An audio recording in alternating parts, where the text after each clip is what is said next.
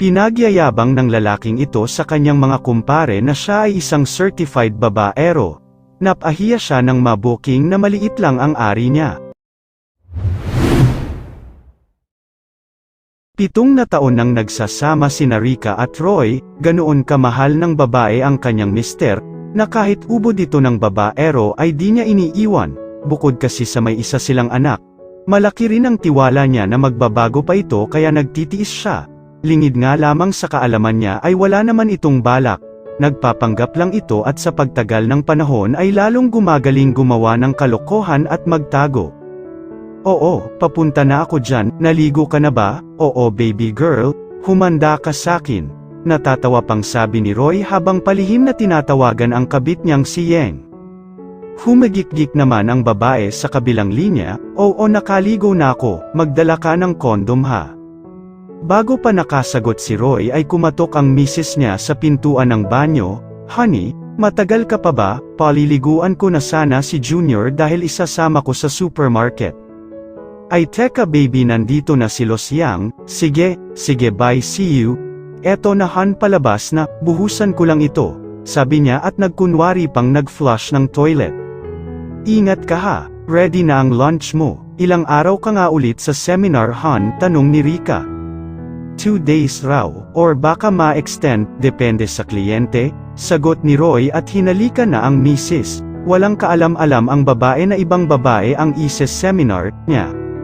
Honey, yung ano pala kuryente natin, may disconnection notice na, sabi ng babae. Mister niya lamang ang naghahanap buhay ngayon dahil seloso ito at ayaw na magtrabaho pa siya.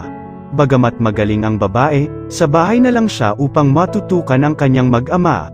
Wala akong cash sabi ni Roy, ang totoo ay itinatabi niya ang pera para sa paglalakwatsa nila ng kerida.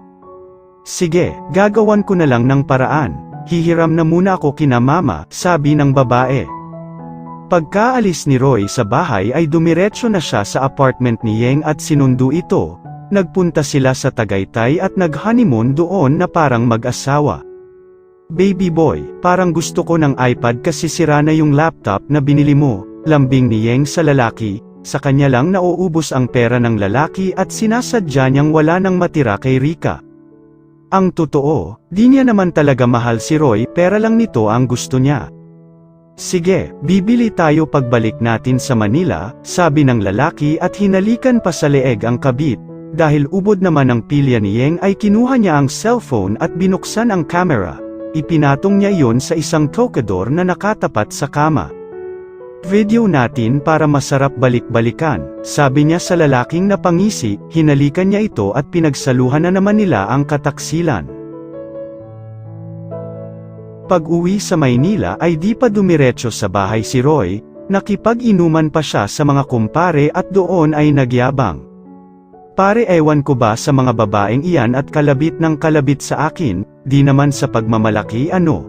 Pero napapasigaw yang si Yeng kapag nagtatalik kami, ang laki raw kasi, sabi niya na umiiling-iling pa.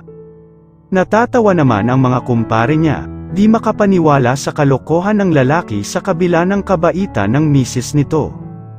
Si Maring Rika, tanong ng isa, yan si Rika, ubod ng boring, hindi marunong, losyang, manang, lahat na, kaya nga pinagpapalit ko yan walang kwenta yan, sabi niya at pumapalitak pa. Naging ugali niya na ang siraan ang misis niya at magkwento ng kung ano-anong kayabangan sa mga kumpare niya, kesyo magaling siya sa kama, kesyo hinahabol siya ng mga babae. Kinabukasan, laglag ang balikat ni Roy na umuwi dahil nagtanggalan sa trabaho at napasama siya sa mga yon, binayaran na lamang sila ng kumpanya ng tig 80,000 piso, na madali rin namang naubos dahil ibinili niya ng iPad si Yeng.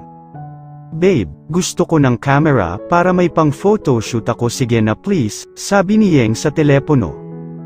Babe kasi alam mo namang natanggal ako sa trabaho di ba? Hindi ko pa kaya yan, stay put ka lang dyan, mabibili rin natin ang camera mo. Puro stay put ilang linggo na akong naghihintay wala naman, ayoko na sayo, buisit ka, sabi ng babae at binabaan na siya ng telepono. Akala niya ay doon na nagtatapos ang relasyon nila ni Yeng pero may pasabog pala ito. Habang kumakain sila ng hapunan ay biglang naibagsak ng misis niya ang hawak nitong cellphone. "Sino ba yang kausap mo? Akala ko si Mama," ang tanong ni Roy. "May nag-send sa akin ng video," nang hihinang sabi nito. Nang damputin ni Roy ang cellphone ng misis, maging siya ay napahawak sa dibdib, naroon ang mga video nila ni Yeng. Hindi lang pala isang beses siya nitong vinidyohan kundi marami pa, nakatago lang ang camera nito kadalasan, mautak pa ang babae dahil hindi kita ang mukha nito at mukha niya lang ang malinaw. Wala nang nagawa si Roy nang maglayas ang kanyang misis kasama ang anak nila. Paiyang-paiya rin siya sa mga kumpare dahil kitang-kita sa video na sobrang liit ng pagkalalaki niya. Halatang-halata na pera lang talaga ang nagustuhan ni Yeng at hindi naman ito nasarapan. Magsisi man si Roy, huli na tatanda na siyang mag-isa.